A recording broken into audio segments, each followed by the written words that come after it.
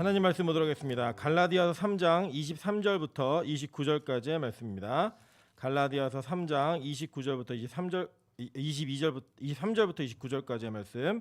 저 여러분이 한 절씩 교독하고 마지막 절은 합독하도록 하겠습니다. 신약성경 제거제 성경으로 305페이지에 있습니다. 교독합니다. 믿음이 오기 전에 우리는 율법 아래에 매인바 되고 계시될 믿음의 때까지 갇혔느니라. 이같이 율법이 우리를 그리스도께로 인도하는 초등교사가 되어 우리로 하여금 믿음으로 말미암아 의롭다함을 얻게 하려 함이라. 믿음이 온 후로는 우리가 초등교사 아래 있지 아니하도다. 너희가 다 믿음으로 말미암아 그리스도 예수 안에서 하나님의 아들이 되었으니 누구든지 그리스도와 합하기 위하여 세례를 받은 자는 그리스도로 옷 입었느니라.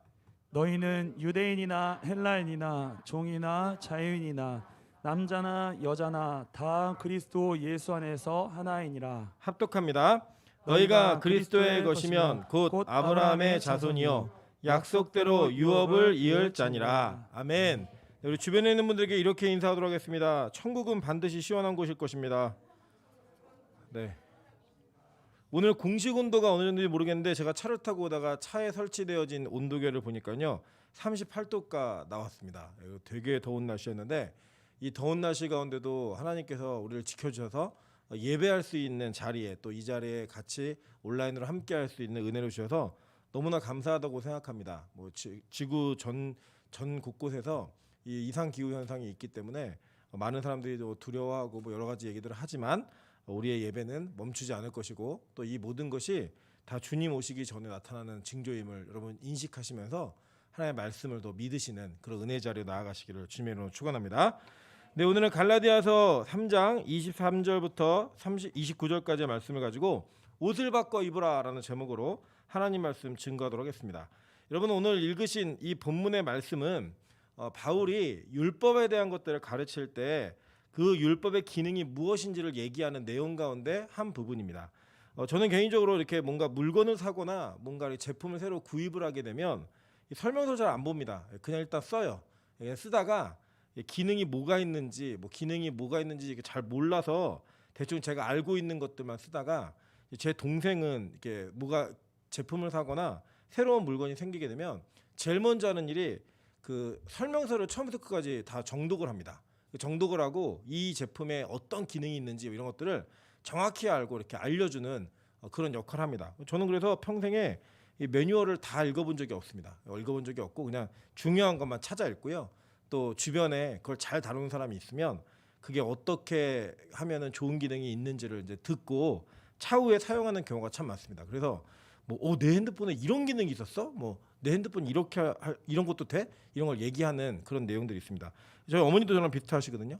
핸드폰을 쓰신 지 2년 만에 본인 핸드폰에 카메라가 있다는 걸 아시고 사진을 찍으셨던 분입니다. 그래서 우리가 이 땅에서 살면서 무언가 물건이나 새로운 것들을 접할 때 이걸 어떻게 쓰는지를 알면 그 기능대로 잘 사용할 수가 있다는 거예요. 오늘 바울이 지금 이 갈라디아 교인들에게 그리고 또 율법을 잘못 이해하고 가르쳤던 유대인들의 그 교리를 공격하면서 즉 율법주의자들을 공격하면서 율법의 매뉴얼을 알려주고 있는 거예요. 여러분 잘 보시면 이 갈라디아서는 굉장히 율법 자체에 반감을 가지고 있는 것처럼 읽으실 수 있어요. 표면적으로 읽다 보면. 근데 그렇지 않습니다. 이 갈라디아서는요. 율법의 기능이 무엇인지를 제대로 설명하는 것이고 또 율법주의자들이 가지고 있었던 교리를 반박하는 것이지 율법 자체를 부인하거나 부정하는 게 아니라는 거예요. 그래서 오늘 바울은 이 율법의 기능이 뭔 줄 아니? 내가 그 기능을 설명해 줄게 라고 얘기하면서 자신이 알고 있는 율법의 매뉴얼을 우리에게 정확하게 설명해 주고 있는 그 내용들로 연속되어져 있다는 겁니다. 원래 이 구절은요 22절부터 좀 읽으셔야지만 이해가 제대로 가능한 내용들입니다. 이 22절 한번 볼게요. 그러나 성경이 모든 것을 죄 아래 가두었으니 이는 예수 그리스도를 믿음으로 말미암는 약속을 믿는 자들에게 주려 함이라 라고 얘기해요. 그러니까 이 성경, 여기도 말하는 성경이 뭐라 그랬죠 지난 시간에? 구약 성경, 그죠? 이게 지금 신약은 써지고 있는 단계이기 때문에 여기서 말하는 성경은 구약 성경이에요. 그 구약 성경, 즉 율법은 모든 것을 죄 아래 가두었다라고 얘기해요. 그죠? 그리고 그게 왜 그렇게 가두었냐면 예수 그리스도를 믿는 믿음으로 말미암는 약속을 믿는 자들에게 예수님을 주기 위해서 그것을 그래 가두어 놨다라는 거예요. 즉 여기서 지금 바울이 요약적으로 얘기하고 있는 선언적인 내용이 뭐냐면, 야, 율법은 너희가 죄를 벗어날 수 없는 것을 확인시켜 주는 거야. 그 이유가 뭐냐면 그것을 확인시켜 줄 때 그리고 그것이 확인되었을 때 비로소 예수를 믿는 그 믿음에 이를 수 있기 때문에 예수를 선물로 주기 위해 이 성경이 너희 모두를 이 모든 것을 죄 아래 다 가두었다라고 얘기하는 거예요. 그래서 그것을 기초로 해서 오늘 23절에 진술이 진행되고 있는 겁니다. 보니까 이렇게 얘기하는 거예요. 믿음이 오기 전에, 그러니까 여기서 이 믿음은 뭐냐면 앞에서 얘기한 예수 그리스도를 믿음으로, 그러니까 예수님을 믿는 그 믿음이 오기 전에 우리는 율법 아래에 메인바 되고 계시된 믿음의 때까지 갇혔느니라라고 얘기해요. 여기서 이 메인바 되었다라고 하는 이 헬라어가 프로레오라는 단어인데 아주 그 특이한 단어예요. 어떤 단어냐면 두 가지 의미가 있는데, 어떻게 외부로부터 보호하다라는 의미가 있고요. 그리고 또 동시에 이게 갇히다라는 의미가 동시에 있어요. 이 두 가지 의미가 동시에 있습니다. 여러분, 그래 우리나라에도 그런 게 있잖아요. 예를 들면 쌀 팔러 가 얘기하면 이제 경상도 분은 쌀 팔러 가 이렇게 얘기하시잖아요. 근데 쌀 팔러 간다 그러면 무슨 뜻이에요, 그게? 모르세요? 우리 어린 분들 모르시군요. 어른들은요, 쌀을 사러 간다 그럴 때 쌀 팔러 간다 그래요. 그러니까 우리 이해 안 되죠. 판다라는 그 단어가 우리는 이렇게 매매를 할 때 그 이렇게 구매자하고 파는 사람 있잖아요. 근데 우리 파는 사람이라고 상인이라고 생각하는데 어른들은 쌀 팔러 와 이렇게 얘기하면은 쌀 사오라는 얘기예요.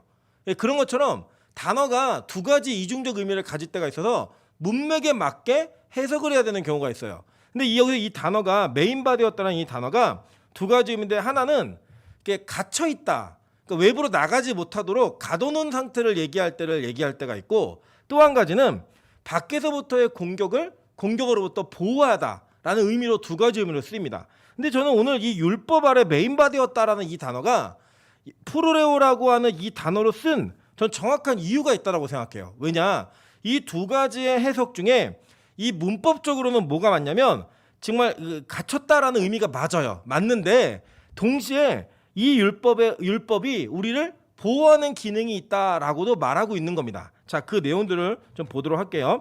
출애굽기 13장이에요. 13장 21절부터 22절입니다. 여호와께서 그들 앞에 가시며 낮에는 구름 기둥으로 그들의 길을 인도하시고 밤에는 불 기둥을 그들에게 비추사 낮이나 밤이나 진행하게 하시니 낮에는 구름 기둥, 밤에는 불 기둥이 백성 앞에서 떠나지 아니하니라라고 얘기해요. 자, 우리 여러분 가끔 이제 우리 대표 기도하시는 분들의 관용적으로 잘 나오는 문구가 뭐냐면, 하나님 구름 기둥과 불 기둥으로 우리의 인생을 인도해 주세요라는 이런 기도의 제목들을 많이 얘기하십니다. 그죠? 근데 여러분, 구름 기둥과 불 기둥 그러면 여러분은 좋은 이미지가 있으시잖아요. 그죠? 물론 좋은 이미지 맞습니다. 맞는데 여러분, 출애굽한 이스라엘 백성들에게 구름 기둥과 불 기둥은 항상 좋은 이미지였을까요? 저는 절대 그렇다고 생각하지 않아요. 이 구름 기둥과 불 기둥의 이미지는 어떤 이미지냐면 자기 자신의 삶을 내 뜻대로 살 수 없게 만드는 정확한 표식이었어요. 그러니까 무언가 우리가 이게 하나님 뜻인지 아닌지 구분하거나 이것을 갖고 논쟁을 하거나 긴가민가한 것들을 궁금해하고 대화를 나눌 때 여러 가지 답들을 얘기할 수 있는 것들이 참 많이 있습니다. 뭐 예를 들면 오늘 저녁에 간짜장을 먹느냐, 뭐 닭볶음탕을 먹느냐, 뭐 이런 것들을 얘기할 때 그 하나님이 뭘 원하실까요? 우리 하나님 뭐 메뉴까지 다 정해주신 분은 아니지만 이제 그런 식의 어떤 논쟁이 있을 만한 여지가 있는 것들이 있어요. 그런데 이 구름 기둥과 불 기둥은요, 하나님의 뜻을 인간이 좌지우지할 수 없는 너무 명확한 표식이에요. 뭐냐? 멈춰 있으면 가면 안 돼요. 그죠? 그리고 내가 아무리 가기 싫어도 움직이면 따라가야 되는 거예요. 그러니까 이 구름 기둥과 불 기둥은 즉 뭘 얘기하는 거냐면 자아의 상실이에요. 내가 없어요. 내 맘대로 쉬고 내 맘대로 눕고 내 맘대로 움직이고 할 수 있는 권한이 없다라고 하는, 그것도 어디서? 광야에서. 그러니까 이거 안 따라가면 죽어요. 또 여러분, 그런 느낌 안 드세요? 은혜라고 하는 것, 또 복음이라고 하는 것, 내가 내 맘대로 살 수 없게 만드는 굴레와 같은 건데 그걸 또 안 따라가면 죽을 것 같은 불안한 느낌이 있어요. 그래갖고 억지로 따라갈 때도 있고, 또 은혜가 될 때는 그게 어떤 느낌이냐면, 와, 하나님이 나를 이렇게 보호하시는구나, 하나님은 내 인생을 이렇게 간섭하셔서 나를 지키시는구나 라고 우리가 이해될 때도 있지만, 그런 인생에 얼마 안 되죠. 그죠? 1년 내내로 따지면 한 달 채 될까 말까. 은혜 좀 받았을 때 그때는 너무 감사한데 그 나머지 시간들은 어때요? 하나님 내 인생에 좀 개입 좀 그만하세요. 간섭을 좀 그만하세요. 방금도 우리 이강 선생님하고 잠깐 짧게 설교 전에 예배 전에 대화를 나누면서 그런 얘기 하더라고요. 하나님이 자기는 자기 인생을 자기 마음대로 못 살게 하신대요.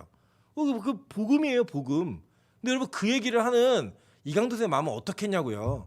예, 그러면서 자기는 일주일에 2번 양산 못 갈 것 같다고. 못 가는 거예요. 사람 가라면 가는 거죠. 예.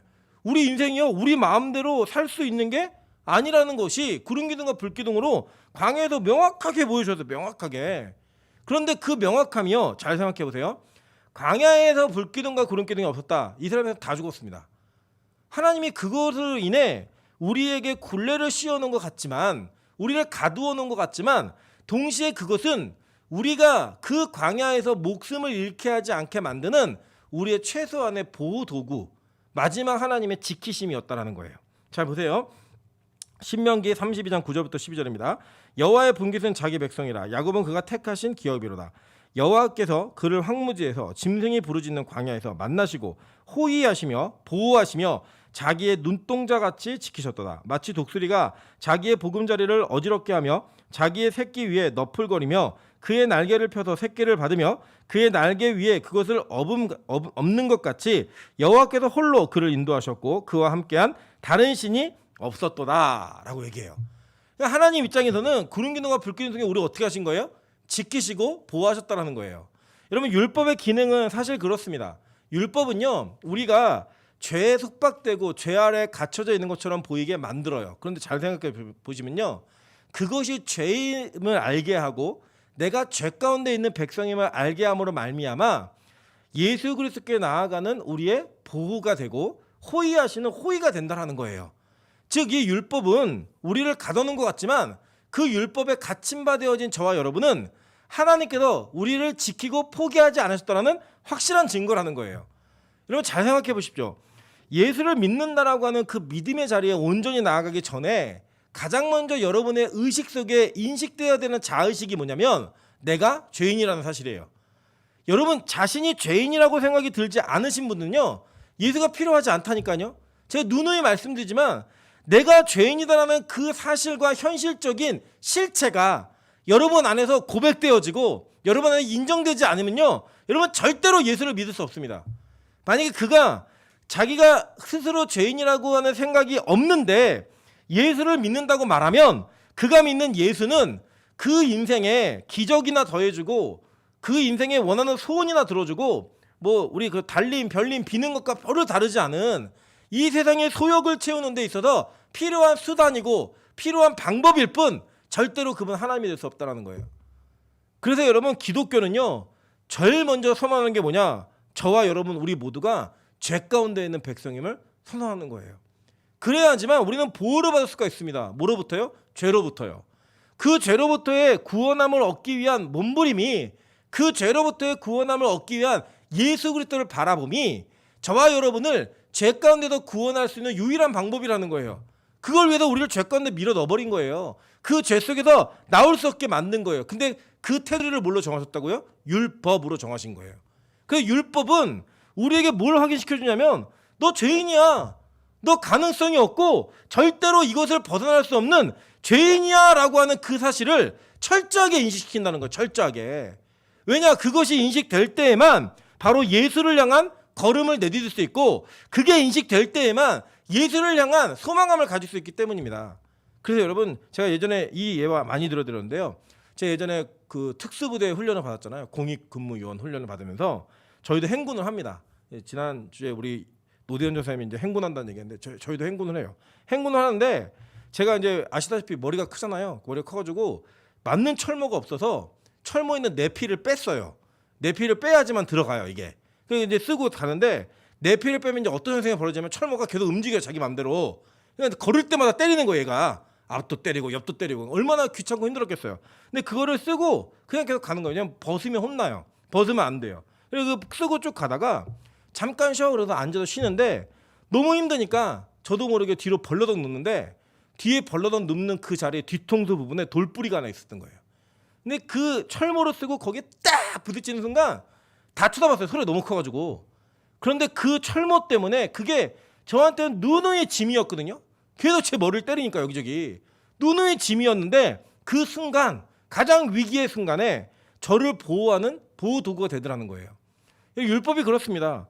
우리가요 율법 안에 예수 없는 자유함이 없을 때는 우리 자신을 율법에 조그맣게 만드는 것 같고 위축되게 만드는 것 같고 자꾸 그 죄로부터 벗어나지 못하게 만드는 것 같아요. 그런데 절대적 위기의 순간에 여러분이 그 율법의 진수, 즉 율법의 매뉴얼을 온전히 깨닫고 나면 그 율법은 여러분의 유일한 소망인 그 예수 그리스도를 향한 걸음을 걷게 만드는 유일한 도구가 된다는 거예요. 그거 아니고는 방법이 없다니까요. 여러분 이 세상의 죄인들은요, 세상의 법정의 죄인들은요 어떻게 얘기하냐면 자기가 형을 살고 나오면 죄의 대가를 치렀다라고 얘기해요. 그래서 그 죄의 대가를 치르고 나온 것에 대해서 다시 재판할 수 없습니다. 법이 그렇게 되어 있어요.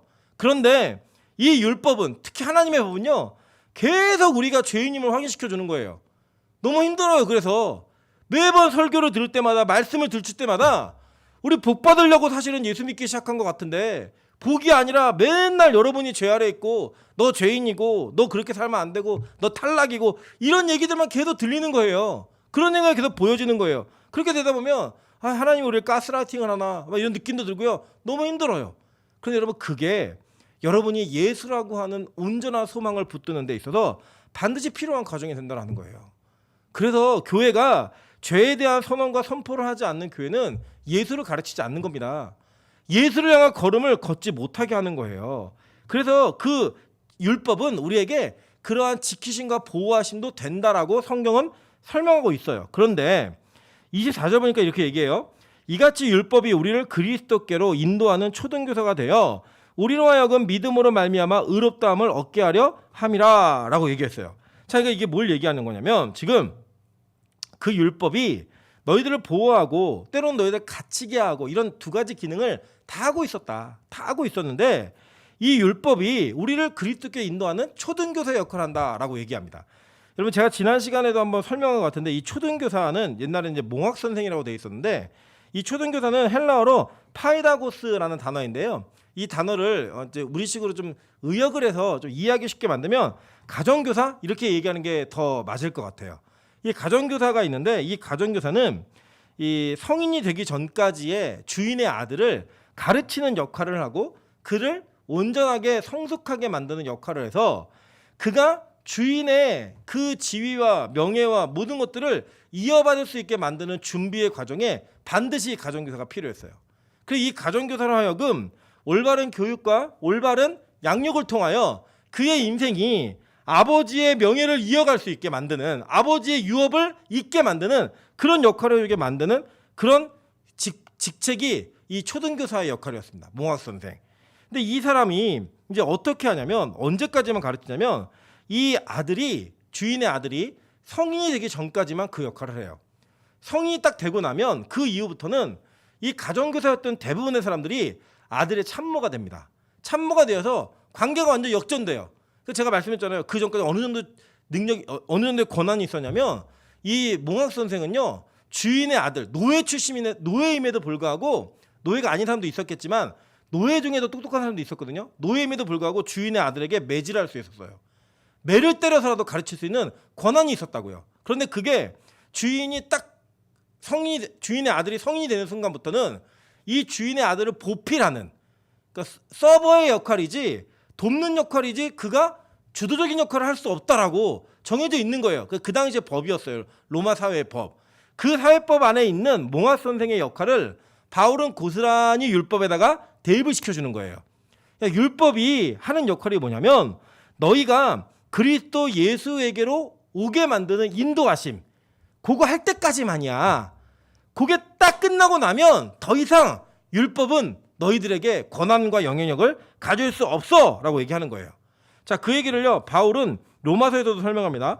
로마서 7장 5절 6절입니다. 우리가 육신에 있을 때에는 율법으로 말미암는 죄의 정욕이 우리 지체 중에 역사하여 우리로 사망을 위하여 열매를 맺게 하였더니 이제는 우리가 얽매였던 것에 대하여 죽었으므로 율법에서 벗어났으니 이러므로 우리가 영의 새로운 것으로 섬길 것이요 율법의 조문에 묵은 것으로 아니할지니라 라고 얘기하는 거예요.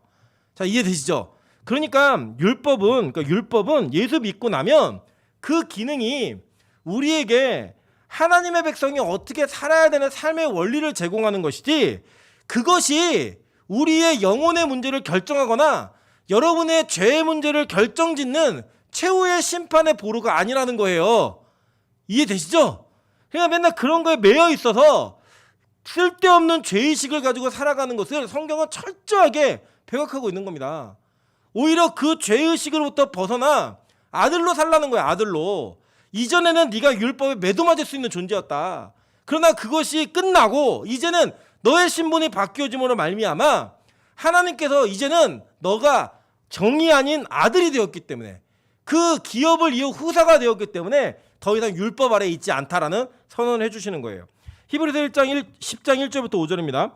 율법은 장차 올 좋은 일의 그림자일 뿐이요 참 형상이 아니므로 해마다 늘 드리는 같은 제사로는 나오는 자들을 언제나 온전하게 할 수 없느니라. 그렇지 아니하면 섬기는 자들이 단번에 정결하게 되어 다시 죄를 깨닫는 일이 없으리니 어찌 제사 드리는 일을 그치지 아니하였으리요. 그러나 이 제사들에는 해마다 죄를 기억하게 하는 것이 있나니 이는 황소와 염소의 피가 능히 죄를 없이 하지 못함이라. 그러므로 주께서 세상에 임하실 때에 이르시되 하나님이 제사와 예물을 원하지 아니하시고 오직 나를 위하여 한 몸을 예비하셨도다 라고 얘기하는 거예요. 그러니까 이 구약을 제대로 읽고 이 구약의 율법을 제대로 이해하면 뭘 기다리게 된대요? 실체를 기다리게 된다는 거. 실체. 왜냐 이거 그림자일 뿐이니까. 그래서 보세요. 골로새서 2장 16절부터 17절입니다. 그러므로 먹고 마시는 것과 절기나 초하루나 안식일을 이유로 누구든지 너희를 비판하지 못하게 하라. 이것들은 장래의 일의 그림자이나 라고 얘기해요. 그죠? 그 그림자의 몸, 실체는 뭐라고요? 그리스도의 것이니라. 그리스도라는 거예요. 여러분 우리가 왜 구약시대처럼 예배를 안 드리죠? 막 양 잡아다가 막 목 따고 소 잡아다가 배 째고 이렇게 안 하잖아요. 이유가 뭐예요? 실체이신 예수가 오셨기 때문에, 단번에 그 제사 이루셨기 때문에 더 이상 그렇게 예배드리지 않는 거예요. 그러니까 잘 보세요. 여기 약간 좀 사족이기도 하지만 구약을 읽을 때 이 구약 속에서 예수를 연결짓지 않으면 구약이 잘못하고 있는 거라고요. 율법을 보면서도 그 율법이 여러분에게 율법이 이렇게 돼 있으니까 이렇게 살아야지, 그게 아니라고요. 살아야지가 아니라 이 율법으로 인해 내가 유일하게 붙들어야 될 분은 예수밖에 없구나 라는 것들을 깨닫고 그 예수로 말미암아 그 율법의 요구가 이루어지게 하시는 거예요. 여러분 실제로 우리 현실적으로 얘기해 봅시다. 여러분 죽는 날까지 율법을 다 이루고 죽으세요? 생각나지 않는 거, 뭐 알고 지은 거, 모르고 지은 죄, 뭐 우리 맨날 도매가로 회개하잖아요, 그죠? 한꺼번에 용서해 주십시오 이러면서 뭐 알고 지은 죄, 모르고 지은 죄, 뭐 생각나지 않은 죄가 다 깨닫게 해서 다 하나님 용서해 주세요. 도매가로 회개하지만 그렇게 회개를 한다 한들 여러분 진짜 여러분의 모든 죄악이 다 끝난 정결한 상태에서 완전한 성화를 이루고 구원받으세요? 없어요. 그런 사람 절대 없습니다. 우리 인생은요 죄로 점철되어 있고요. 이게 정말 극한의 순간까지 가잖아요. 그러면 숨 쉬는 것도 죄 짓는 것 같아요. 와, 내가 숨을 쉬고 있네. 내가 숨을 쉬고 있는 게 죄다. 이렇게 고백이 되어진다고요. 많이 먹어서 먹는 거 죄 짓는 게 말고요. 그런 거 말고 존재 자체가 내가 죄인이구나. 내 숨 쉬는 그 호흡조차에도 죄가 묻어나는구나 라고 하는 그 절망의 상태까지 하나님이 우리를 밀어 넣으세요. 그 밀어 넣음으로 말미암아 그 죄의 요구, 그 율법의 요구를 우리는 절대 이룰 수 없는 존재라는 걸 확인시켜 주는 거예요. 그게 율법의 기능이고요. 그게 확인된 사람만 예수를 붙들게 돼 있고요. 여러분의 인생은 끝나는 그 순간까지 그 죄의 문제를 다 해결하지 못합니다. 제가 선언할게요. 절대 해결할 수 없습니다. 그럼 이게 어떻게 해결되느냐? 예수가 대신 해결해 주시는 거예요. 십자가가 그 요구를 다 이루어내신 거예요. 그래서 그분을 붙드는 것만으로 그냥 우리가 죄가 없다라고 간주해 주시는 거, 그걸 칭의라고 한다고요. 그거를. 우리는 온전한 성화를 이룰 수 없어요. 이 땅에서. 그 성화의 싸움조차도 예수가 모두 이루신 그 요구가 우리에게 전가되어지는 것이지, 우리가 싸운다 한들 절대로 그걸 이루지 못한다니까요. 우리는 끝까지 죄인으로 가는 거예요. 언제까지요? 주님 앞에 서는 그날까지. 그러나 그 죄인님과 동시에 우리에게 뭐가 있는 거예요? 예수가, 이런 죄인에게 있는 유일한 소망인 그 예수를 내가 붙든다라고 하는 절대적 믿음, 그거 하나 갖고 구원받는 거라고요. 그거 왜 아무것도 필요하지 않아요. 그런데 우리는 뭐라고 얘기해요? 우리가 무언가 하나님 앞에 좀 열심히 하는 것 같은 거, 내가 최선을 다하는 것 같은 거, 이런 것들을 자꾸 내어놓길 원하는 거예요. 하나님, 내가 이렇게 열심히 살잖아요. 내가 최선을 다하잖아요. 여러분 생각해 보시라니까요. 우리가 예배를 열심히 드리는 것도, 우리가 죄랑 싸우려고 노력하는 것도 내가 하는 게 아니에요. 옛날에 내가 그거 했어요? 못했잖아요. 근데 어느 날 은혜가 내 안에 들어오니까, 성령께서 내 안에 임재하시니까 이거랑 싸워야지, 이거랑 이겨야지, 이걸 한번 대적해봐야지, 이런 마음을 주시는 거예요. 그 전까지 아무 고민 안 한다니까요. 그 전까지 아무 생각 안 했어요. 어제도 제가 누구랑 얘기하면서 대화 나면서 이런 얘기 했어요. 자기는 맨날 넘어진다는 거예요. 자기는 쓸모없는 인간 같다는 거예요. 자기는 소망이 없는 인간 같다는 거예요. 제가 그랬어요. 야, 너 2년 전에 널 생각해봐. 2년 전에는 네가 하나님 앞에 예배 드리는 것 가지고도 얼마나 많이 장난쳤는지 알아? 근데 2년이 지난 이 시점에는 네가 예배 가운데 밀린 것 같고, 네가 예배를 드리면서 그 자리에서 싸우지 못하는 것 같고 고민하고 있어. 그럴 사람이 아니라니까요. 우리 모두가 그래요. 여러분 돌아보세요. 뭐 지금도 우리 여기 장지만 선교사님 와서 앉아 계시지만 뭐 빛가서원교회 청년들 대단하다. 여러분 옛날을 모르셔서 그럽니다. 얘네들이 이렇게 옛날처럼 그냥 그대로 살았다? 여전히 지금도 어디 가서 뭘 먹을까? 완전 원정으로 식신원정대, 그죠? 막 맛집 찾아다니면서 법에 걸리지 않는 곳에 가서 얼마나 먹고 올 것인가, 이걸 고민하는 사람들이었을 거예요. 그런데 하나님이요, 우리 안에 예수를 믿는 그 믿음이 자라게 하심으로 말미암아 우리를 바꾸시는 거예요. 자꾸 내가 하는 게 아니라니까. 내 힘으로 하는 게 절대 아니에요. 절대. 그러면 이 율법은 도대체 뭘 기능하는가? 로마서 2장 12절부터 16절 한번 보도록 하겠습니다. 무릇 율법 없이 범죄한 자는 또한 율법 없이 망하고, 무릇 율법이 있고 범죄한 자는 율법으로 말미암아 심판을 받으니라. 하나님 앞에서는 율법을 듣는 자가 의인이 아니요 오직 율법을 행하는 자라야 의롭다 하심을 얻으리니, 율법 없는 이방인이 본성으로 율법의 일을 행할 때에는 이 사람은 율법이 없어도 자기가 자기에게 율법이 되나니, 이런 이들은 그 양심의 증거가 되어 그 생각들이 서로 혹은 고발하며 혹은 변명하여 그 마음에 새긴 율법의 행위를 나타내느니라 라고 얘기해요. 그죠? 이 마음에 율법이 새겨진 거예요. 여러분, 그래 이거는 이렇게 이해하시면 돼요. 자, 우리 인간은 선악과를 따먹는 순간부터 하나님처럼 되었습니다. 그러니까 뱀이 뭐라고 꼬셨냐면요, 너 선악과 먹어볼래? 하나님이 그거 하지 말라 했어. 그거 만지도 말라 그랬어. 얘기하니까 하나님 왜 그러는지 알아 인마? 그거 먹으면 너 하나님처럼 되니까 하나님 그거 못하게 한 거야. 그래서 하와와 아담이 그걸 먹었을 때는요, 목적이 있었어요. 선악과를 먹은 목적이 뭐냐면 하나님처럼 되고 싶어서예요. 그래서 실제로 그걸 먹은 이후에 하나님 뭐라고 말씀하셨냐면, 그 저들이 우리 중에 하나와 같이 되었으니 라고 얘기했습니다. 그러니까 우리 신이 됐나요? 아니잖아요. 근데 뭐가 하나같이 됐던, 우리 중에 하나같이 됐던 게 뭐예요? 선과 악을 판단하는 기준이 생긴 거예요. 그게 선과 악을 판단하는 올바른 기준이 아닌데 기준이 생긴 거예요. 그래서 나타나는 현상이 뭐냐? 그들이 옷을 벗은 것을 부끄러워했어요. 이전에는 몰랐다니까요. 아담과가 벗었어도 서로의 모습을 바라보면서도 이게 죄라고 생각하지 않았어요. 이게 부끄러움이라 생각하지 않았다고요. 근데 선악과를 따먹은 이후에 그들 인식 속에 이건 선이야, 이건 악이야 라고 하는 판단의 기준이 생긴 거예요. 그 기준이 생김으로 말미암아 그것이 그들에게 율법이 되어 무언가가 부끄러운 행위라는 것을 스스로 인정하기 시작했어요. 그 첫 번째가 뭐예요? 벗은 몸이에요. 벗은 몸. 그 결과 지금 저와 여러분에게도요, 그 기준이 있는 거예요. 아까도 이제 저희 예배 전에 몇몇 형제자매가 모였는데 큰 논쟁이 붙었습니다. 논쟁의 주제가 뭐냐? 연애하던 남자와 여자가 헤어졌을 때 그 공동체 안에서 다른 남자와 다른 여자를 만날 수 있는가 없는가, 이거예요.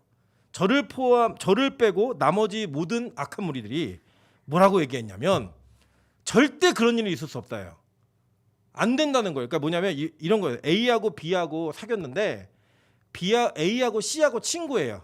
근데 헤어진 A하고 B가 헤어졌는데 이 B하고 C하고 사귈 수 있는가? 이해되셨어요? 무슨 상황인지? 네.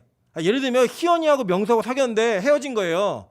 근데 헤어진 다음에 희원이가 유빈이를 사귈 수 있냐 없냐, 이 얘기를 하는 거예요. 지금 그 모든 이들이 뭐라고 했냐면 절대 그런 일이 일어나면 안 된다는 거예요. 제가 그랬어요. 야, 무슨 미련이 남아있길래 그 무슨 미련이 남아있길래 그 못 사귀니? 나는 둘이 깔끔하게 끝났다고 생각하면 누굴 만나도 상관없고 나는 지원이랑 만나도 상관없다고 생각해. 이렇게 얘기했어요. 제가. 그 뭐냐, 미련이 있으면 안 된다. 제가 옳다는 게 아니에요. 지금 뭐냐면 우리는 다 그렇게 각자 속이는 어른대로 산다는 거예요. 그래서 특정한 문제를 가지고요 일치되지 않아요. 내가 선이라고 생각하는 기준이 있어요. 내가 악이라고 생각하는 기준이 있다고요.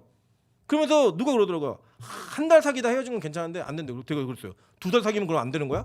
한 달 누가 정한 거야? 다 인간이 자기의 선과 악의 기준으로 정하고 있다는 거예요. 그거를. 그래서 그들이 서로 뭘 하냐면요 이런 거예요. 서로 고발하는 거예요. 그 양심의 문제를 가지고 와 어떻게 누나가 언니가 사귀던 남자를 사귈 수 있어? 고발하는 거예요. 그리고 어떻게 고발하는 거예요? 야 한 달 이틀을 사귄 애를 어떻게 또 사귈 수 있어? 고발하는 거예요. 그 변명하는 거예요. 그게 아니잖아. 무슨 미련이 남아있다고 그걸 못해. 그래서 서로 고발하고 이렇게 하는 게 뭐냐? 율법의 기능이라는 거예요.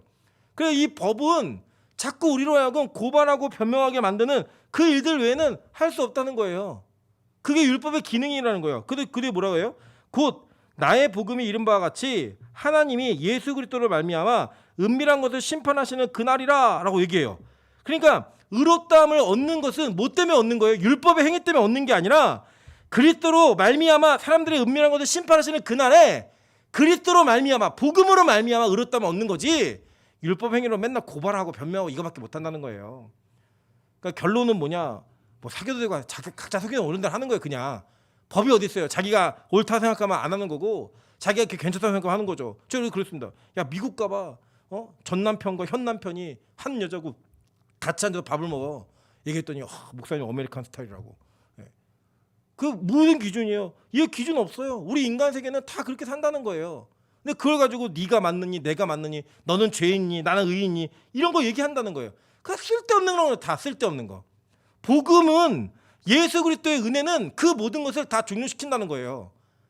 그것이 예수에게 인도하심을 받게 하는 그 걸음이 될 뿐이지 그 이전과 이후에는 어떤 것도 기능할 수 없다라고 율법의 기능을 제한하는 거예요. 제한.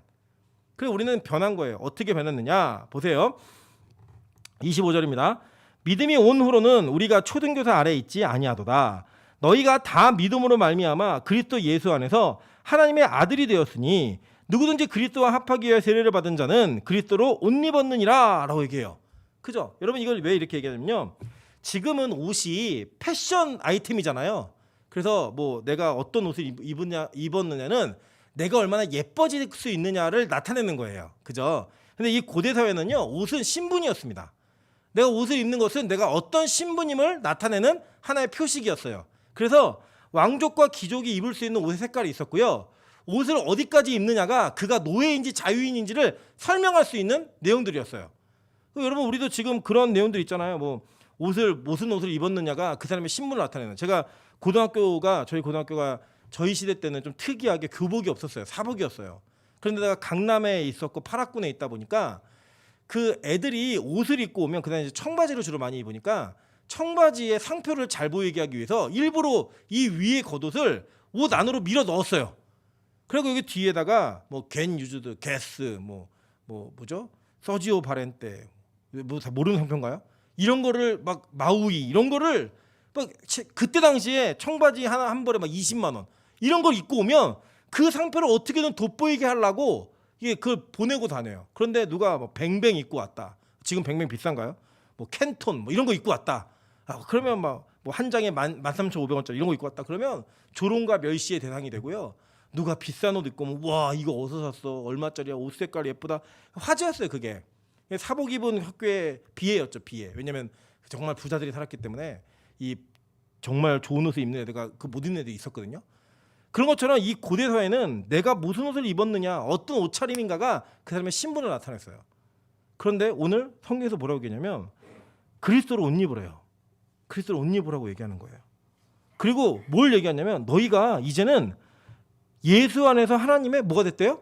아들이 되었다고 얘기하는 거야. 아들이. 신분이 바뀌었다고 얘기하는 거예요.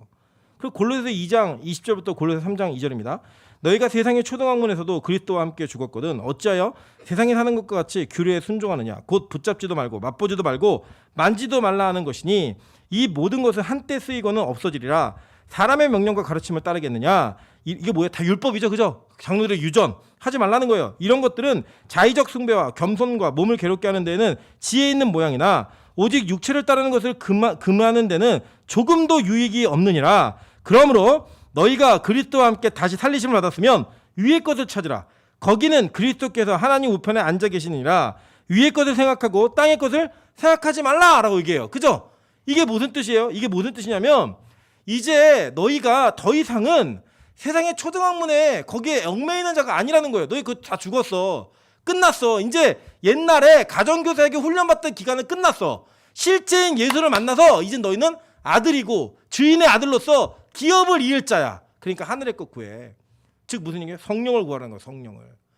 그래서 여러분 율법 때문에 여러분 움직이는 게 아니에요. 성령이 내 안에 내주하심으로 말미암아 하나님께서 구분해 주신 선과 악을 성령의 인도한 대로 따르고 판별해내고 분별해내는 그 역사가 여러분 안에 벌어진다는 거예요.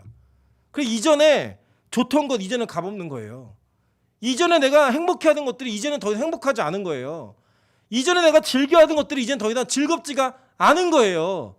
그게 바로 은혜이고 그게 바로 하나님께 고백하는 그 자연스러운 고백이 나오게 하는 하늘의 것이 부어진 거예요. 하늘의 것이. 그래 여러분 술과 담배 뭐 이 세상 것들 여러분 힘으로 못 끊어요. 어떻게 하면 끊어지느냐? 하나님께서 여러분에게 임재하시고 하나님께서 여러분의 기름 부으셔야지만 이게 끝나져요. 성령의 법이 여러분 안에 있어야지만 끝나진다고요. 그런데 우리는 여전히 이 세상의 법, 즉 율법을 가지고 내 몸의 법을 가지고 이거 해도 되는지 안 해도 되는지 이거 안 해도 된다고 생각했는데 했으면 죄의식에 사로잡혀 있고 내가 안 해도 된다는 걸 안 한 것 같으면 자기 공로에 막 매여 있고 이런 삶을 사는 거예요. 이런 삶을. 하늘의 것이 임하면 이게 뭐다? 다 자동이에요. 자동. 다 분별 가운데 구분 가운데 다 되는 거라고요. 아무 의미 없는 거 아무 의미. 더 이상 그거에 매여 있지 말라라고 얘기하는 거예요. 요한일서 2장 27절 이렇게 얘기합니다. 너희는 주께 받은 바 기름 부음이 너희 안에 거하나니 아무도 너희를 가르칠 필요가 없고 오직 그의 기름 부음이 모든 것을 너희에게 가르치며 또 참되고 거짓이 없으니 너희를 가르치신 그대로 주 안에 거하라. 무슨 얘기인지 아시겠죠? 주 안에 거하면 더 이상 몽학 선생이 여러분을 가르칠 필요가 없다는 거예요. 성령이 여러분에게 임재되어 있으면 절대 필요 없다는 거예요. 그러면서 얘기하는 게 뭐냐? 이제 너희는 아들이야. 그러니까 옷 바꿔 입어. 이거예요. 너 아들이니까 옷 바꿔 입어. 더 이상은 네가 미성년자로서 훈련받아야 될 그 단계가 아니고 예수를 만난 그 만남으로 말미암아 복음에 이제는 율법의 지배와 통제 아래 있는 것이 아니라 복음 안에서 자유함을 누리는 은혜 가운데 있는 자이니까 자유인으로 옷을 갈아입어 라고 얘기하는 거예요. 하나님이요 이것을 구약에서부터 복음에 이르기까지 하나님 구약에서부터 이것을 이미지로 우리에게 보이셨어요. 보세요. 창세기 3장 21절에 그들이 에덴 동산에 쫓겨나면서 하나님께서 그들에게 은혜를 베푸십니다. 여호와 하나님이 아담과 그의 아내를 위하여 뭘 입히셨어요? 가죽옷을 지어 입히시니라. 뭐예요? 누군가 다른 짐승의 피 흘림과 희생으로 말미암아 그의 부끄러움이 가려진 거예요. 내가 이건 부끄러움, 악이야 라고 생각해 좋지 못한 거야 라고 생각했던 그 부끄러움을 누군가의 희생으로 말미암아 가리게 된 거예요. 그래서 가려지는 것이 그의 부끄러움을 덮어낸 거라고요. 이해되시죠? 이게 구약의 복음이었어요. 자, 그렇다면 계속 이게 어떻게 이어지나 한번 봅시다. 창세기 27장 12절부터 16절입니다. 아버지께서 나를 만지시는데 내가 아버지의 눈에 속이는 대로 보일지라 복은 고사하고 저주를 받을까나이다. 어머니가 그에게 이르되 내 아들아 너는 너의 저주는 내게로 돌리리니 내 말만 따르고 가서 가져오라. 그가 가서 끌어다가 어머니에게로 가져왔더니 그의 어머니가 그의 아버지가 즐기는 별미를 만들었더라. 리브가가 집안 자기에게 있는 그의 맏아들에서의 좋은 의복을 가져다가 그의 작은 아들 야곱에게 입히고. 보세요. 원래 이 야곱은 맏아들의 축복을 받을 자격이 없는 자예요. 부끄러운 일을 하고 있는 자라고요. 근데 이 부끄러운 일을 하고 있는 자에게 그 맏아들 에서의 좋은 뭘 갖다 입혀요? 의복을 갖다 입히고 그 뒤에 보세요. 그의 작은 아들 야곱에게 입히고 또 염소 새끼의 가죽을 그의 손과 목에 매끈매끈한 곳에 입히고. 그 뭐냐면 그 아담과에게 가죽옷을 입히셨던 것처럼 매끈매끈해. 그래서 정말 장자로서의 자격이 없는 그 부끄러움이 있는 야곱에게 털을 갖다 붙이는 거예요. 뭐야? 가죽옷을 입은 거예요. 가죽옷을.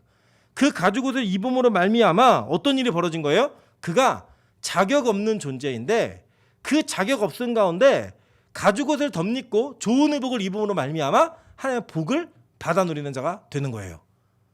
계속 볼게요. 창세기 35장 1절부터 5절입니다. 여기서 보면요, 야곱이 자기의 집안의 모든 사람들에게 명령합니다. 뭐라고 하냐면 너희 굵은 글씨만 볼게요. 너희들의 의복을 바꾸어 입으라, 이거예요. 왜 이렇게 얘기하냐면요, 지금 야곱은 죽게 생겼어요. 집안 식구들 다 죽게 생겼다고요. 세겜 땅을 멸절시킨 것 때문에 이 세겜에 있는 가나안 땅의 백성들에게 공공의 적이 되어버렸어요. 공공의 적이 되어버린 그들이 죽음 마루 앞에 있을 때 한 일이 뭐예요? 옷을 갈아입었어요. 그 갈아입음으로 말미암아 죽어야 되는 백성들이 사는 자리로 나아가게 되는 은혜를 덧입었다라는 거예요. 창세기 41장 41절부터 43절입니다. 바로가 또 요셉에게 이르되 내가 너를 애굽 온 땅의 총리가 되게 하노라 하고 자기의 인장 반지를 빼어 요셉의 손에 끼우고 그에게 세마포옷을 입히고 금 사슬을 목에 걸고 자기에게 있는 버금술에 그를 태우매. 자, 보세요. 요셉이요, 원래 무슨 옷을 입었냐면 채색 옷을 입었어요. 자기의 자랑, 집안의 자랑이었다고요. 하나님이요, 그 채색 옷을 벗겨가지고 찢어버렸어요. 피를 묻혀버렸어요. 그리고 그가 벗은 몸이 되었죠. 벗은 몸이 돼서 어떻게 했냐면 부끄러운 노예의 삶을 살았고요. 그 노예 가운데 또 옷을 입혀줘요. 괜찮은 옷을 나름대로. 그런데 그걸 또 누가 벗겨요? 여자가 벗기잖아요. 보디발의 아내가 벗겨버렸어요. 그래서 어떻게 돼요? 죄인의 자리까지 내려가 버려요. 그러니까 자꾸 폭로되면서 그가 벗은 몸이 되죠. 죄인의 몸이 되었다고요. 그 벗은 몸이 된 자에게 바로가 호출하면서 좋은 의복을 입혀요. 그러고 난 다음에 바로의 꿈을 해석해 주니까요, 바로가 야, 저 옷 벗기고 세마포 옷 입혀. 그래서 어떻게 되는 거예요? 그가 총리의 자리까지 올라가게 되는 거예요. 벗은 몸을 주의 은혜로 말미암아 가리워져서 나중에 뭘 입혔어요? 세마포 옷을 입히잖아요. 이게 요한계시록에 그대로 나와요. 하나님의 백성들에게 무슨 옷을 입죠? 새하얀 세마포 옷을 입고 주님을 찬양하는 자리까지 가는 거예요. 원래 무슨 몸이었는데? 벗은 몸이었는데, 그 벗은 몸이 가죽 옷으로 입혀진 그 은혜가 결국에 종국에는 우리로 하여금 세마포 옷을 입게 만든다는 거예요. 한 장면 더 볼게요. 룻기 3장 7절부터 11절입니다. 보아스가 먹고 마시고 마음이 즐거워 가서 곡식 단더미 끝에 눕는지라 룻이 가만히 가서 그의 발치이불을 들고 거기 누웠더라. 밤중에 그가 놀라 몸을 돌이켜본즉 한 여인이 자기 발치에 누워 있는지라. 제가 이 기분을 알아요. 왜냐면 제가 39년 동안 혼자 살다가 결혼을 했는데 제가 원래 총각 때도 이렇게 퀸 사이즈 침대를 혼자 썼거든요. 저 막 굴러다니고 막 이래가지고. 근데 굴러다니다가 제가 결혼하고 얼마 안 돼서 한 3개월 동안은요, 뭐 누가 탁 부딪히는 거예요. 깜짝 놀고 일어났고, 아 맞다, 나 결혼했지 말이고 잤던 경험들이 있습니다. 이 보아스가 잔치하고 술 먹고 이제 자고 있는데 발 누가 채이는 거예요. 벌떡 일어났더니 여자 하나가 있는 거예요. 깜짝 놀랐고, 너 누구니? 그랬더니 이 여자가 뭐라는지 아세요? 이 룻이에요. 나는 당신의 여종 루시오니 당신의 옷자락을 펴 당신의 여종을 덮으소서. 이 얘기예요. 그죠? 여러분, 이 장면을요, 이 유대 문화적으로 해석을 하면 지금 이 그 룻은 아무것도 입지 않았다라고 얘기해요. 왜냐면 이 시어머니가 야, 너 단장하고 깨끗이 목욕제기하고 이 들어가 있어, 이렇게 보아스 그 이불에 들어가 있어 시켰거든요, 시어머니가. 그러니까 이게 시키는 시어머니나 그걸 그대로 하는 며느리나 이게 말도 안 되는데 이게 복음이에요, 이게. 그 들어갔는데 그 벗은 몸을 누가 덮어요? 보아스가 덮는 거예요, 옷자락으로. 그 덮으면 뭐라는지 한번 보세요. 이는 당신의 기업무릇 자가 됨이니이다 하니 그가 이르되 내 딸아, 여호와께서 내게 복 주시기를 원하노라. 내가 가난하건 부하건 젊은 자를 따르지 아니하였으니 내가 베푼 인애가 처음보다 나중이 더하도다. 그러므로 이제 내 딸아, 두려워하지 말라. 내가 내 말대로 내게 다 행하리라. 내가 현숙한 여자인 줄을 나의 성읍 백성이 다 아느니라 라고 얘기해요. 이게요, 이 시대에는 얼마나 파격적인 얘기냐면요, 이 당시에 모압 여자는요, 그냥 이미지가 음란한 여자예요. 왜냐? 이들이 시딤에서 이스라엘 백성들, 모압 여인들이 이스라엘 백성들 유혹해가지고 그들이 범죄함으로 말미암아 뭐 2만 명 넘는 숫자가 막 역병에 걸려 죽고 막 이런 일이 있었거든요. 그래갖고 이 모압 여자들 그러면 이게 음란하고 야하고 음행을 하는 이런 여자들로 그 이미지가 인식이 되어 있어요.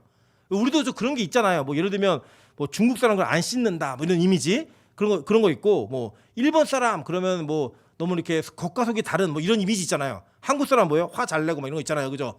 불같이 성격 급하고 이런 것처럼 모압 여인 그러면 음행을 행하는 여인들, 이게 있어요. 그런데 그 여자가 지금 이 보아스를 유혹하기 위해 보아스 침대에 누워 있는 거예요. 누워 있는데 보아스가 뭐라 그러냐면 그 옷자락을 덮어달라는 그 얘기를 듣고 너는 현숙한 여인이야 라고 얘기하는 거예요.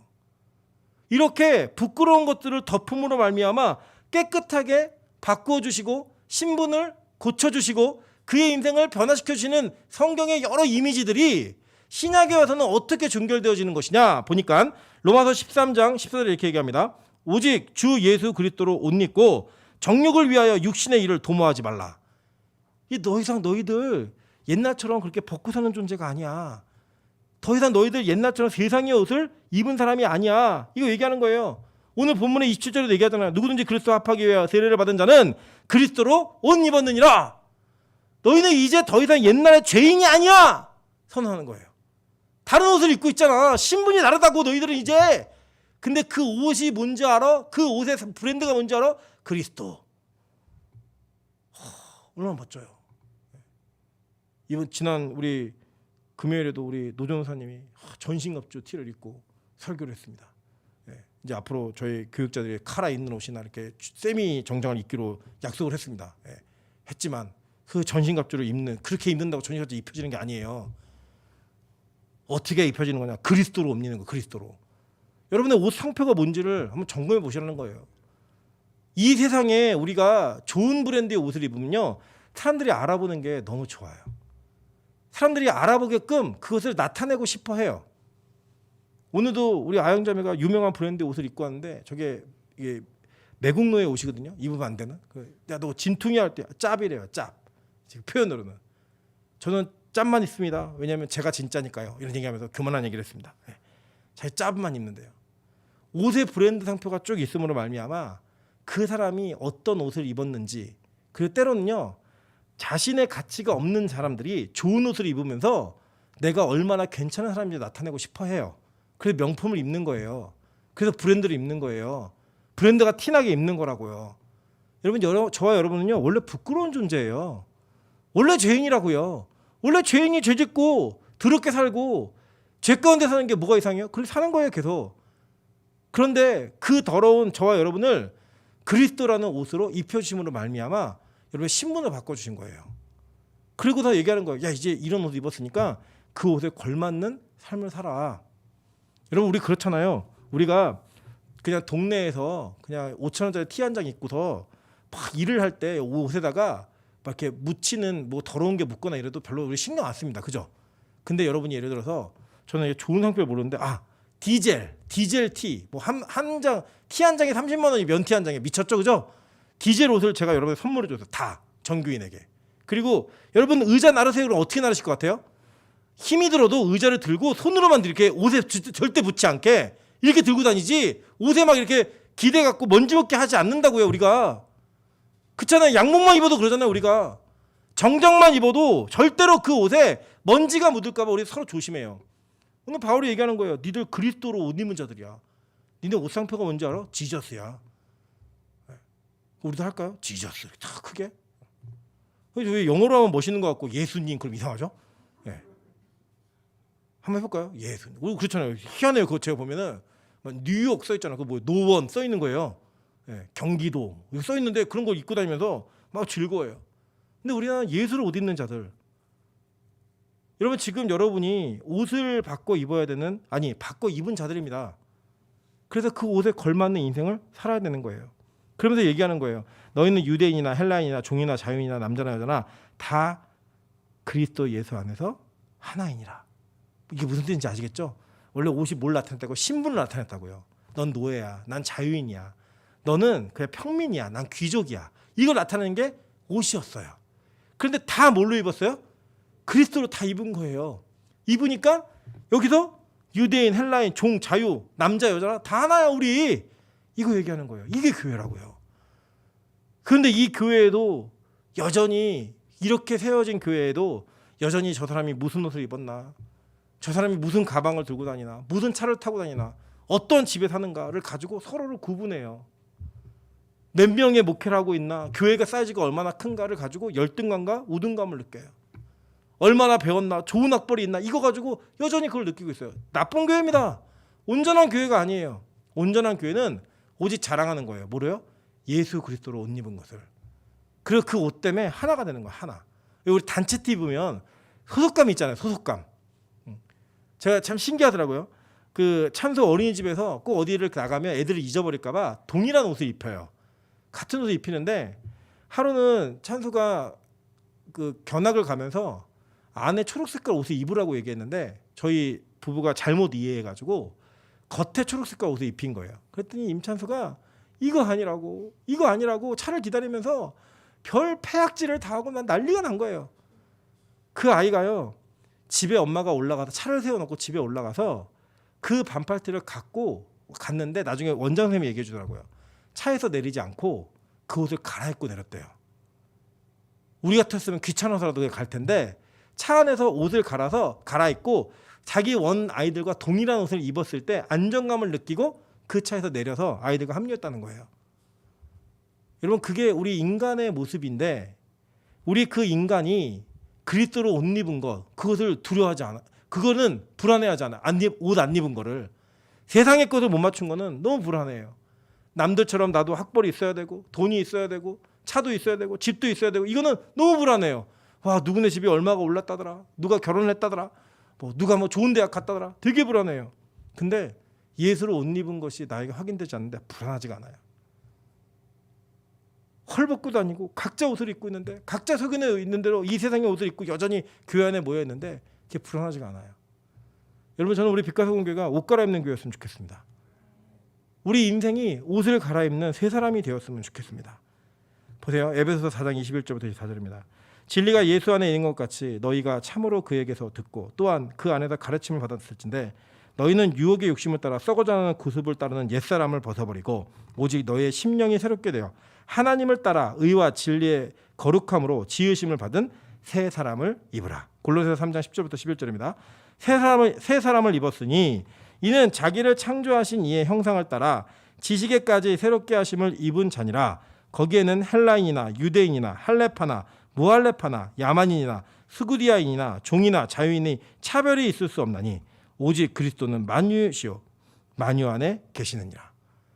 이해되시죠? 그래서 교회는요 절대로 이 사회의 기준으로 판단하는 공동체 아닙니다. 딱 한 가지, 예수로 옷 입었는가 안 입었는가 그것만을 판단하는, 그리고 또 그것을 위해 노력하는 공동체입니다. 저는 우리 빛가서공교회가 이렇게 건강한 옷 갈아입는 공동체가 되어서 하나님으로 말미암아 예수 그리스도를 옷 입는 그런 자들이 되시기를 주님의 이름으로 축원합니다. 이제 같이 한번 통성으로 기도하겠습니다. 기도할 때 하나님, 아직 내가 이 세상에